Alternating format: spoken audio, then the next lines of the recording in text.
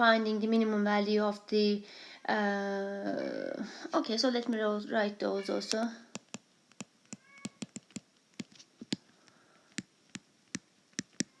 So in the classical approach, we define our risk function as delta, okay, the risk function, and expected value of x, L theta, and delta x.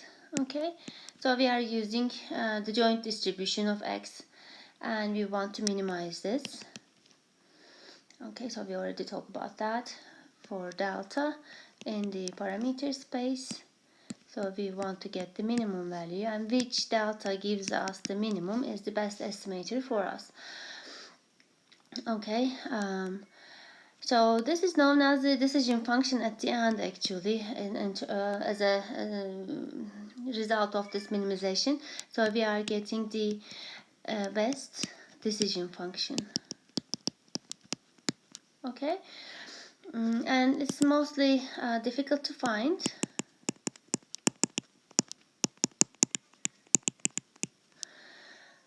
And usually what we are doing, we are putting some restrictions on the decision function. So put some restrictions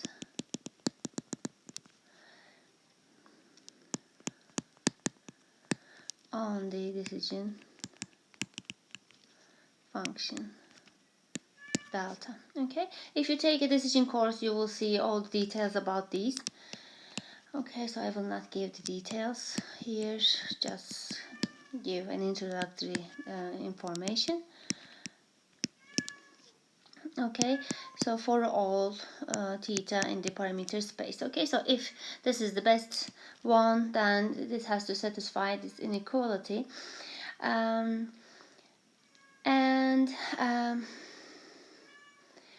So basically, and usually, for a classical approach, this delta star gives us the uniformly minimum variance unbiased estimator of theta.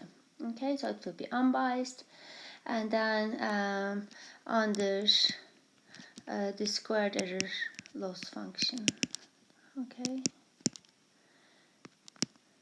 this is delta. Okay, and Bayesian approach.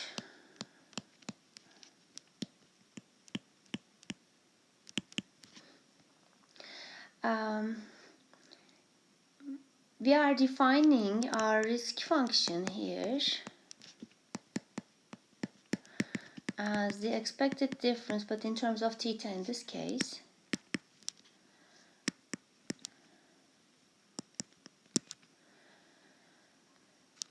Given the x values. Okay, so we are defining the loss using the posterior distribution of x and d theta. Okay, and then as a result we will get the Bayes solution. Okay, when r as minimized. Okay,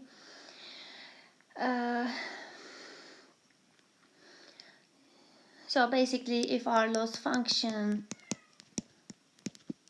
is square error loss function, then minimizing delta gives us this, which is the expectation of the posterior distribution. Okay, so let me use an estimator notation. Okay, so if this is an absolute difference, then we observe delta star as the median of the posterior distribution of theta. Okay, so let's talk about the confidence interval and testing procedures. So they are actually very easy, because after finding the distribution, posterior distribution, then using that we can easily define the estimator actually.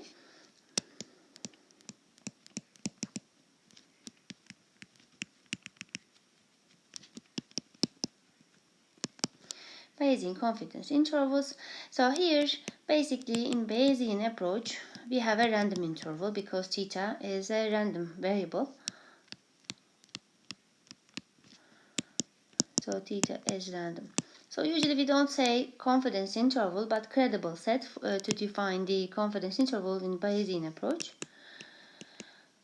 So because of this, theta is random, we can say that theta, usually we are not saying it in this classical approach, this theta is in the interval AB with probability, let's say 95% or 1 minus alpha percent.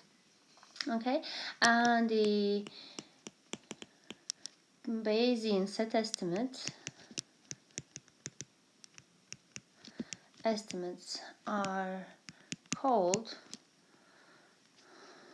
as the credible set, okay, rather than a confidence set.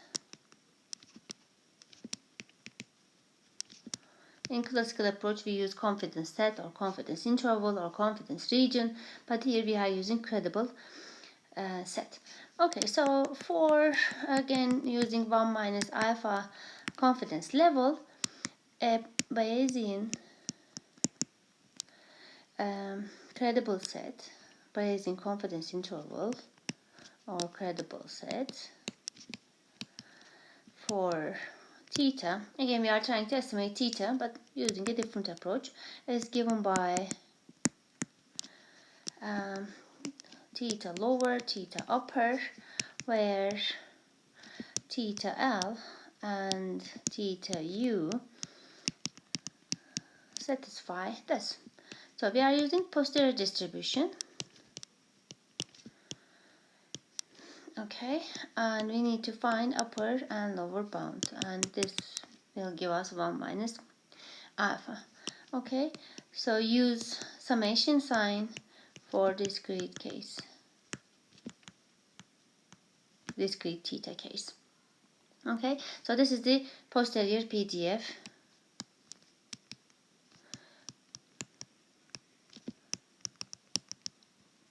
Okay, and again making use of statistical tables are useful here.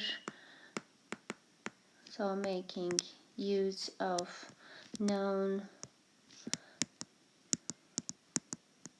statistical tables is beneficial for the users. Okay, so basically what we are doing here, so let's say we have 1 minus 101 minus alpha percent credible set for theta. So what we are doing, we are defining some bounds here, u, and we have theta. So theta is a random variable right now, and we know its posterior distribution given the sample values. Okay, and this probability will be 1 minus alpha.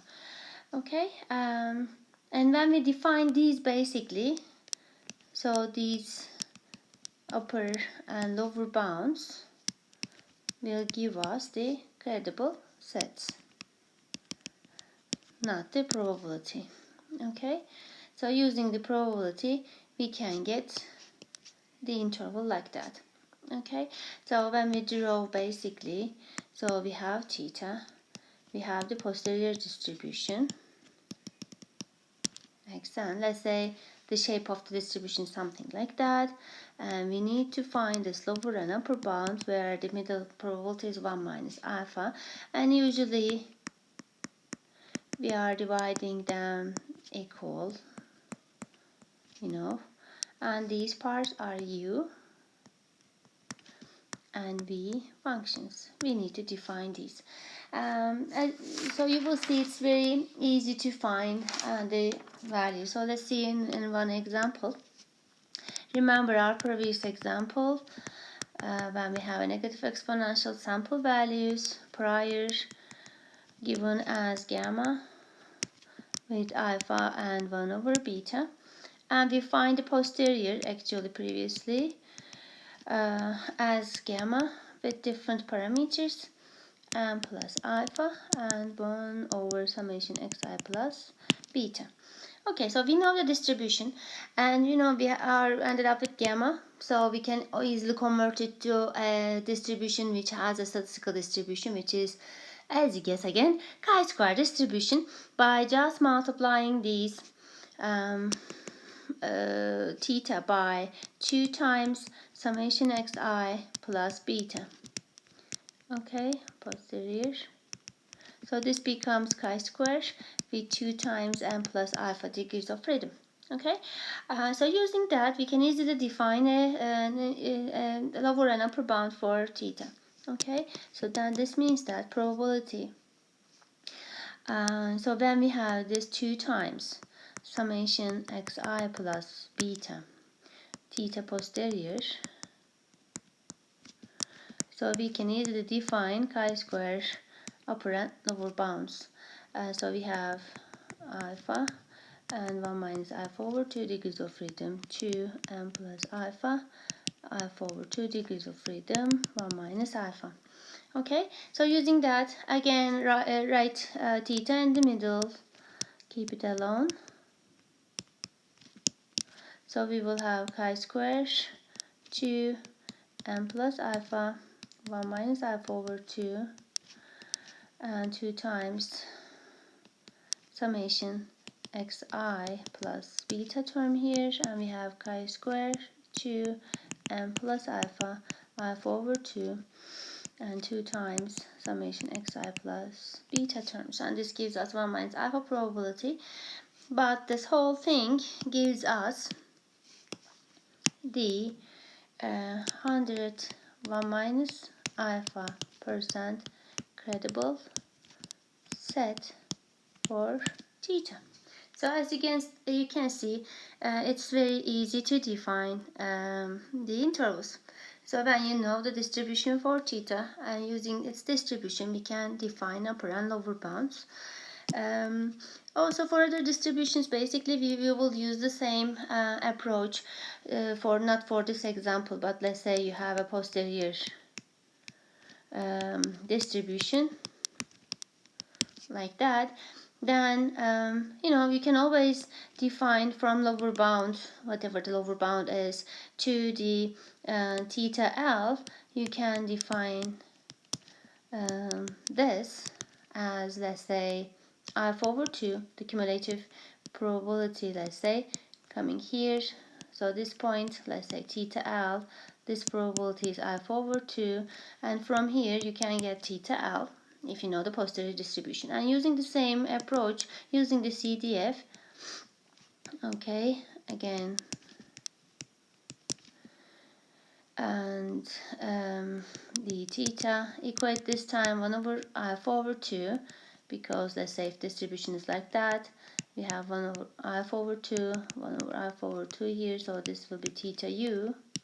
Okay, so up till this point, so from here you can define theta L and theta u, and this will give you the lower and upper bound for the credible sets. Okay, so it's that easy to define the intervals.